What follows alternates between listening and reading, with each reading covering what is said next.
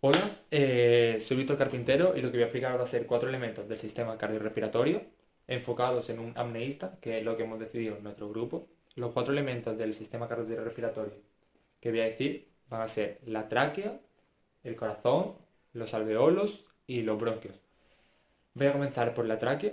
Lo que va a realizar la tráquea va a ser que llegue aire rico en oxígeno hacia los pulmones, además de sacar el dióxido de carbono de ellos, de los pulmones me refiero, de los pulmones del alpinista, para que él realice un uso adecuado o óptimo, lo más óptimo posible, del oxígeno inhalado. Lo siguiente que voy a explicar va a ser el corazón. El corazón lo que va a hacer va a ser bombear sangre oxigenada al cuerpo, después de bombear sangre desoxigenada hacia los pulmones del alpinista. Lo siguiente que voy a explicar van a ser los alveolos. Los alveolos lo que van a realizar, los alveolos lo que son, o su función, es que el aire, que el oxígeno que se encuentra en el aire llegue hacia la sangre del alpinista para que así no sufra ningún tipo de mareo, dolor de cabeza, dificultad para respirar, confusión o agitación, y así pueda realizar la apnea de la forma más óptima posible y mejor. Y lo último que voy a explicar van a ser los bronquios.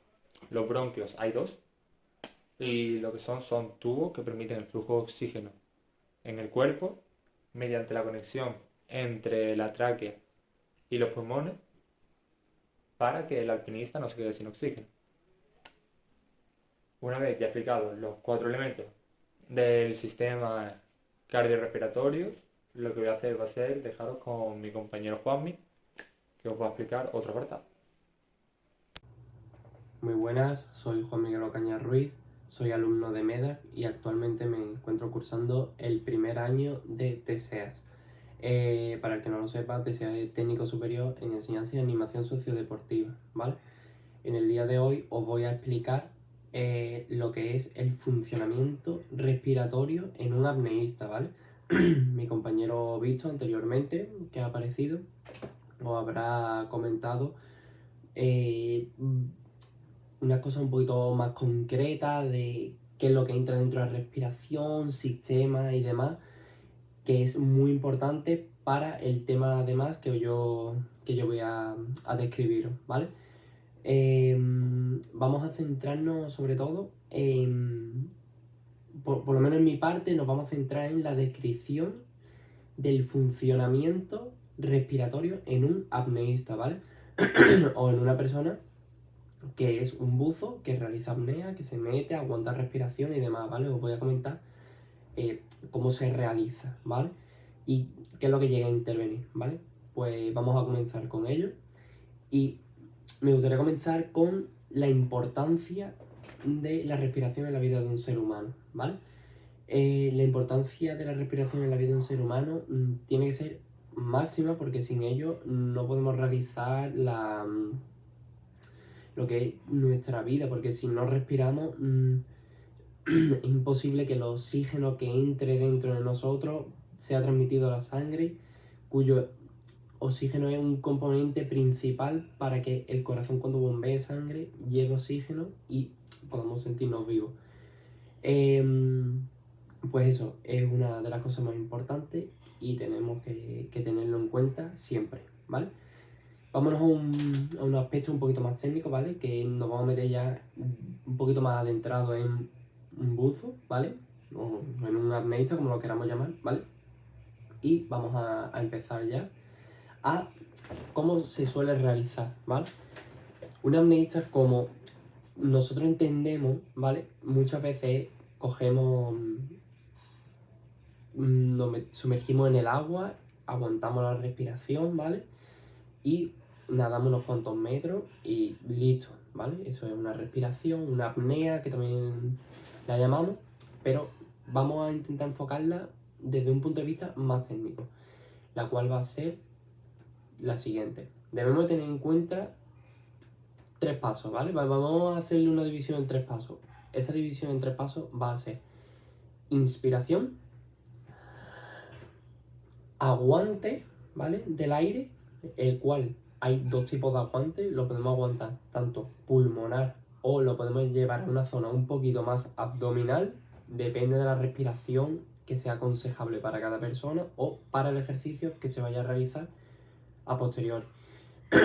Y la expiración con S, porque expiración con X es fallecimiento y no queremos eso. Expiración con S, ¿vale? Que es cuando ya salimos del agua, en el momento en el que estamos en el agua y soltamos, ¿vale? Podemos hacer esa inspiración de dos maneras, a través de las fosas nasales, aguantamos y podemos expirar por la boca, o podemos alternarlo, inspiramos por la boca, aguantamos y expiramos por la nariz, ¿vale? Esos son los dos tipos de alternancia que hay en la respiración, ¿vale? Entonces, un apneísta lo que hace es coger aire, ya depende de cómo a él le venga mejor. Uno puede ser con la nariz, aunque desde siempre es recomendable hacerlo vía oral, ¿vale? Vía desde la boca, cogemos aire, porque aparte de llevárnoslo a los pulmones, nos estamos llevando como una gran cantidad, ¿vale? Hacia abajo, hacia el abdomen. Entonces, como una entrada más de aire. Y ya vamos soltando. Esa expiración la realizamos por la nariz. Después, un apneísta, ¿vale? Podemos verlo como si fuese un buzo, como ya he comentado antes, que nadamos unos metros y demás. Pero un apneísta lo que suele hacer es descender muchos metros aguantando la respiración e irla soltando poco a poco, ¿vale? ¿Qué es lo que más importancia va a tener esto? La mayor importancia que va a tener esto va a ser el hecho de la gravedad también que hay en el agua, la presión, porque la presión es una cosa muy importante, la cual nos va a introducir una presión aparte del abdomen, y la caja torácica va a empujar un poco a los pulmones. Por eso nos vamos a ver un poco limitados a esa utilización del oxígeno del cuerpo, porque vamos a tener como menos cabida. El tórax empuja para arriba, vamos a llegar a tener menos cabida, ¿vale? Así que esa es una de las principales cosas. O sea, es más o menos la técnica. Después nos metemos un poco más anatómico, fisiológico, como lo queráis llamar, ¿vale? Y es el hecho de que cómo se realiza esa respiración, ¿vale? Pues esa respiración, cuando entra, la mayor parte, además del abdomen, va a llegar a nuestros pulmones, la cual se va a meter ligeramente y va a realizar todo el recorrido de los pulmones y va a llegar a los alvéolos, ¿vale? Nosotros cuando inspiramos oxígeno y otros gases en general, pero la mayoría de cosas que nosotros inspiramos es oxígeno, ¿vale? Cuando aguantamos y soltamos, lo que suele salir es CO2, dióxido de carbono. Pero ¿qué pasa? Hay mucha gente que dice, no, hay que aguantar el aire y después soltarlo y que se quede tanto tiempo en los alvéolos, puede llegar a ser malo.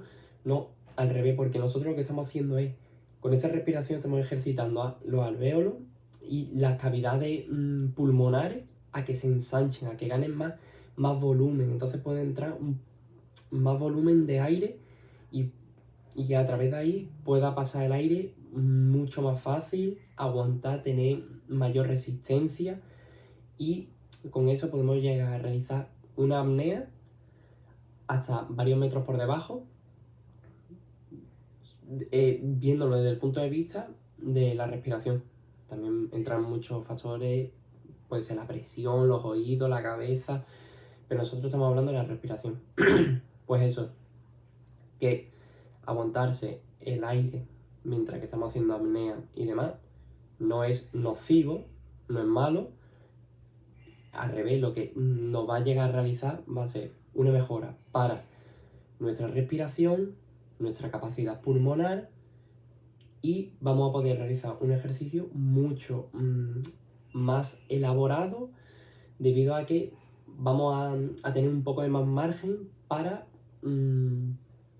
realizar esa actividad, la cual Antiguamente, por ejemplo, no la tenemos bien ejercitada y ahora sí. Entonces, nos va a venir muy bien. Y listo, que espero que os haya servido de ayuda, que cualquier pregunta que tengáis me la podéis preguntar y ya está. Ese es el funcionamiento de la respiración de un apneísta.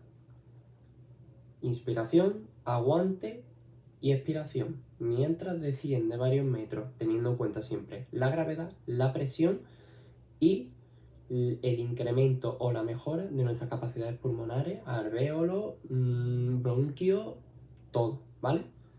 Y bueno, espero que os haya gustado. Cualquier cosa, como ya he repetido anteriormente, me la comentáis y os paso con mi compañero Lucas, que también tiene unas cosas muy interesantes que contaros. Nos vemos. Dentro de todos los hábitos nocivos para la respiración, podemos destacar la mala alimentación. Para evitar este mal hábito, debemos incluir alimentos con vitamina E y vitamina D en nuestras comidas diarias. Si habitualmente no consumimos algunos alimentos como la leche fortificada, el salmón, el jugo de naranja y el huevo, que son alimentos ricos en vitamina D, puede ser bastante perjudicial para nuestra salud y por tanto capacidad respiratoria. Debemos meter en nuestra dieta alimentos como las almendras, avellanas, mostaza, brócoli, que son ricos en tocoferol, un compuesto de la vitamina E que alivia los síntomas del asma. Si tu alimentación se basa en bebidas y comidas ácidas, esto puede dar lugar a que el ácido del estómago acabe por pasar al esófago y causar problemas en la respiración. Otros alimentos que si consumes diariamente pueden causarte muchos problemas son las bebidas carbonatadas, ya que tienen una alta proporción de azúcar y calorías vacías. Esto aumenta la presión sobre los pulmones. Los embutidos, que contienen aditivos llamados nitratos, que aumentan el riesgo de las recaídas relacionadas con la enfermedad pulmonar. Algunos productos lácteos también pueden estar poco recomendados para nuestra salud pulmonar, ya que el consumo de leche, por ejemplo, puede estar relacionado con el incremento de la mucosidad. Los fritos pueden causar hinchazón, incomodidad y presionar el diafragma. La vitamina D es un antioxidante y se ha estudiado como prevención para las enfermedades pulmonares porque protege de los radicales libres, que son moléculas que dañan las células, y uno de los procesos propuestos por los cuales se piensa que se desarrolla la enfermedad pulmonar. La vitamina E, también conocida como tocoferol, es un nutriente que se encuentra en cada célula de nuestro cuerpo y refuerza el sistema inmunitario para que pueda combatir infecciones por gérmenes. En conclusión, si queremos mejorar nuestra capacidad pulmonar, ya sea para adaptarlo a la apnea o cualquier otro deporte, tenemos que fomentar hábitos saludables como la buena nutrición, incluyendo los anteriores alimentos saludables y evitando los hábitos nocivos de la nutrición. Hola, buenas. Yo me llamo Francisco Martín y vengo a hablaros de la actividad física deportiva que se produce en nuestro organismo. El tema que hemos elegido es el de un buceador que hace apnea y vamos a explicar un poco cuáles son los intercambios de gases que se producen y la actividad que se produce en el organismo cuando se hace esta actividad, que sería el bucear sin bombona de oxígeno debajo del agua. Entonces, lo primero que hay que saber es que recogemos oxígeno por la nariz y por la boca, que llegaría hasta la tráquea y llegaría a la parte superior de los pulmones. Como en este caso, la finalidad de la apnea es aguantar la respiración lo máximo posible debajo del agua, no llegaría a la parte inferior, ya que tendríamos que hacer una bocanada de aire para eso. O sea, para eso tendríamos que hacer una bocanada de aire muy grande, para que llegara hasta los pulmones a través de la nariz. Entonces, lo que pasa es que el intercambio de gases no se produce como debería, porque como se queda en la parte superior de los pulmones, no llega a los ventrículos del corazón para que hagan el intercambio de CO2 a oxígeno y se renueve el oxígeno de los pulmones. Entonces se quedaría aquí en la parte superior y al no producirse este intercambio de oxígeno hasta lo que sería en los alveolos de los pulmones, se desechan se desecha el oxígeno al organismo Y esto lo que hace es que va produciendo fatiga al buceador, porque claro, ya no le falta ese oxígeno y entonces esa fatiga le produce el efecto de tengo que respirar porque mi organismo me está pidiendo oxígeno.